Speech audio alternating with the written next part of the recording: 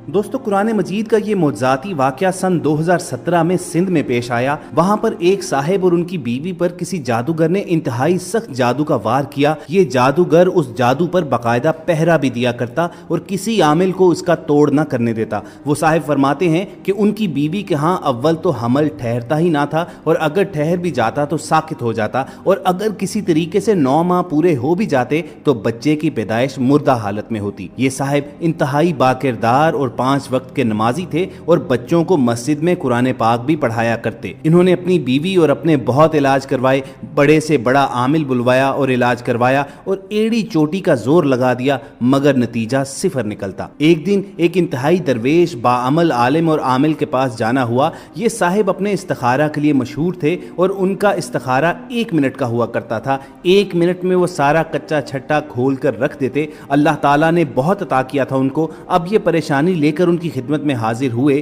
तो मौलवी साहब ने बताया, ये किसी आम जोरावर जादूगर का वार नहीं, बल्कि ये तो किसी खबीसुल लईन जादू की दुनिया का इंतहाई गलीज और माहिर जादूगर का वार है, और ये मेरे बस से बाहर है। मैं इस उम्र में इतनी सख्त मेहनत नहीं कर सकता, इसका तोड़ भी कोई खबीसुल लईन ही कर सकता है। ये चूंकि मजबूर थे इसीलिए पूछने लगे कि हजरत कुछ तो हल होगा।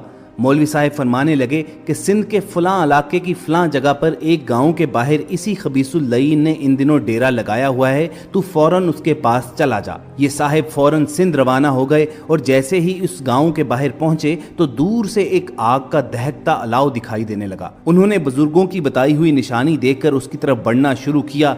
दूर से देखते हैं कि एक आदमी आग के पास बैठा हुआ है और उसके इर्द गिर्द उसके मानने वालों का जमघटा है। अभी 1 एकड़ दूर थे कि वो शख्स उछल कर खड़ा हो गया और जोर जोर से चिल्लाने लगा कि वो देखो आ गया जादू का डसा हुआ, वो देखो आ गया कुरान पढ़ाने वाला। ये उस शख्स के पास पहुंचे और अपना मकसद बताया।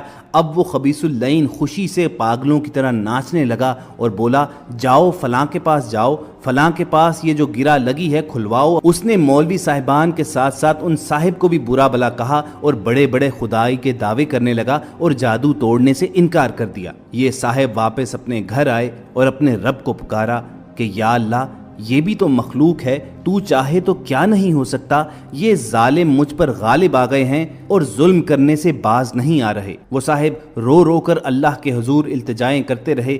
दफतन उनके दिल में ये ख्याल उतरा कि जादू का तोड़ तो आका सल्लल्लाहु अलैहि वसल्लम ने मौज़तैन से किया था, और जादू भी इंतहाई सख्त बल्कि आखिरी दर्जे का था। जब आका सल्लल्लाहु अलैहि वसल्लम ने मौज़तैन से ये जादू तोड़ा तो मैं भी इन्हीं सूरतों के जरिए इस जादू से निजात तलब करता हूँ। अब उन्होंने अल्लाह का नाम लिया। उसी रात से बावजू होकर मस्जिद में जाकर सूरह फलक और सूरह नास की तिलावत करना शुरू कर दी, और नीयत उनकी ये थी कि उनको इस जादू से रिहाई मिल जाए। ये पूरी रात पढ़ते रहे और वक्तन फवक्तन दिन को भी विर्द चलता रहा। हर वक्त बावजू रहने लगे। गालिबन 6ठे दिन रात को इनकी आंख लगी। अचानक खून की पूरी बाल्टी इनके ऊपर जैसे किसी ने गिरा दी हो। ये बहुत परेशान हुए, उठे। मस्जिद के साथ ही कुआं था, वहां नहाए धोए और कपड़े भी पाक किए, मस्जिद को पाक किया। अचानक इनके जहन में ख्याल आया कि अपनी बीवी की भी खबर लूं। घर पहुंचे तो वहां भी यही हाल था और बीवी इंतहाई परेशान थी। बीवी को तसल्ली दी और फरमाने लगे कि अब कुछ हलचल हुई है, इंशाल्लाह अब काम बन जाएगा। एक नए वलवले से उसी रात से फिर दोबारा मस्जिद में अमल शुरू कर दिया।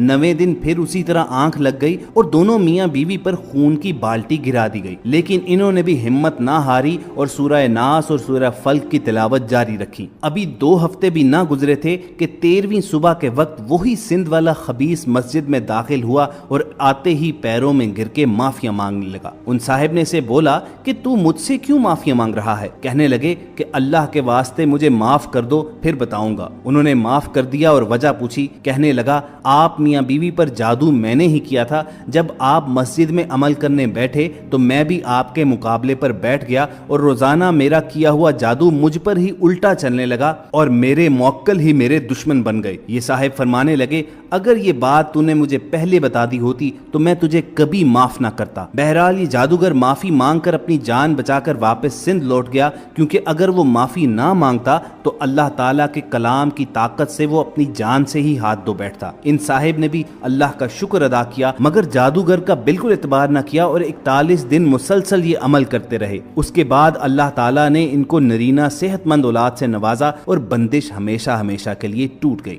دوستو، یہ واقعہ کراچی کے لوکل میڈیا میں بھی چھپا اور ان صاحب کے بے شمار انٹرویوز بھی شائع کیے گئے، جس میں انہوں نے لوگوں سے التماس کی کہ اگر انہیں شک ہو کہ ان پر جادو کیا گیا ہے تو بجائے جعلی بابوں اور عاملوں کے پاس جانے اور اپنی عزتیں لٹوانے کے اللہ تعالیٰ کے کلام کی طرف رجوع کریں اور اس طریقے پر عمل کریں جو اللہ تعالیٰ نے خود رسول کریم صلی اللہ علیہ وآلہ وسلم کو عطا کیا تھا، یعنی سورہ ناس اور سورہ فلق کے ذریعے شیاطین پر قابو پانے کا عمل۔ تو دیکھا دوستو آپ نے قرآن مجید فرقان حمید کا موجودہ زمانے میں ایک ایسا معجزہ جس کے ایک دو نہیں بلکہ سینکڑوں چشمدید گواہ ہیں۔ اب آپ کے ساتھ انڈیا میں ہونے والا قرآن مجید کا ایک معجزہ دکھاتے ہیں جس کا سوشل میڈیا پر بہت زیادہ چرچا ہوا۔ آپریشن تھیٹر میں قرآن پڑھتا ہوا مریض اور اس کا علاج کرتے ڈاکٹرز دیکھنے اور سننے میں بھلے ہی فیک لگتے ہوں، لیکن یہ سچ ہے اور ایسا حقیقت میں ہوا ہے۔ انڈین شہر اجمیر شریف کی تاریخ میں ایسا پہلی بار ہوا کہ مریض قرآن پڑھتا رہا اور ڈاکٹر نے برین ٹیومر کا کامیاب آپریشن کر دیا۔ اجمیر شریف کے ایک نجی ہسپتال میں کیا گیا یہ کامیاب آپریشن اپنی مثال آپ ہے،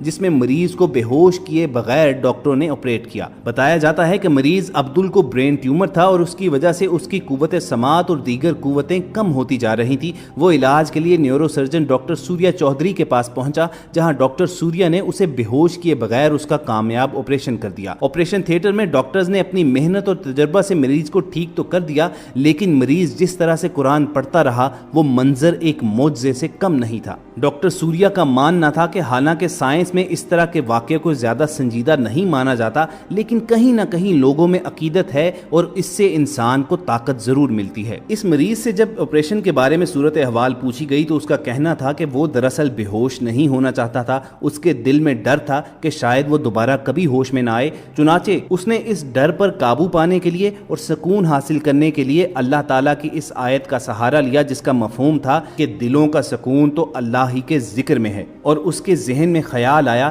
کہ کیوں نہ وہ بے ہوش ہونے کی بجائے آپریشن کے دوران قرآن پاک کی تلاوت کرتا رہے، تو ہو سکتا ہے کہ اللہ تعالیٰ اس کی جان بخشی فرما دیں اور وہ دنیا کو یہ پیغام دے سکے کہ قرآن پاک آج بھی ہر قسم کے مسئلے کا حل ہے، اور اگر کوئی اس میں ڈوب کر غور و فکر کرتا ہے تو وہ دنیا مافیا کی تمام پریشانیوں سے نجات حاصل کر لیتا ہے۔ اور بے شک خواتین و حضرات، عبدل نے اس بات کو ثابت بھی کر کے دکھایا، اور یہ ایک ایسا قرآن پاک کا معجزہ تھا جس پر نہ صرف مسلمان بلکہ ڈاکٹر سوریا چودھری جیسے غیر مسلم بھی یقین کرنے پر مجبور تھے۔ بہرحال ان دونوں معجزانہ واقعات کو آپ تک پہنچانے کا مقصد صرف اور صرف یہ تھا کہ آج ہم اللہ تعالیٰ کے انسانیت کے نام اس آخری پیغام سے دور ہوتے جا رہے ہیں، چنانچہ فکروں، پریشانیوں اور مصیبتوں میں گرفتار ہوتے رہتے ہیں، اور ہمیں معلوم بھی نہیں ہوتا کہ اس کا حل اللہ تعالیٰ نے 1400 سال پہلے اپنے نبی اکرم صلی اللہ علیہ وآلہ وسلم کے ذریعے ہم تک پہنچا دیا ہوا ہے۔ تو کوشش کیجئے کہ اپنی زندگی کے 24 گھنٹوں میں سے 10 یا 15 منٹ کم از کم نکال کر آپ قرآن پاک کی چند آیات بعد ترجمہ ضرور پڑھا کریں، تاکہ آپ کو زندگی سے متعلق رہنمائی ملتی رہے۔ اگر آپ کو ہمارا یہ پیغام اچھا لگا ہو تو اسے لائک اور شیئر کر کے فیس بک اور واٹس ایپ میسنجر کے ذریعے بہت سے دوسرے لوگوں تک بھی پہنچائیے۔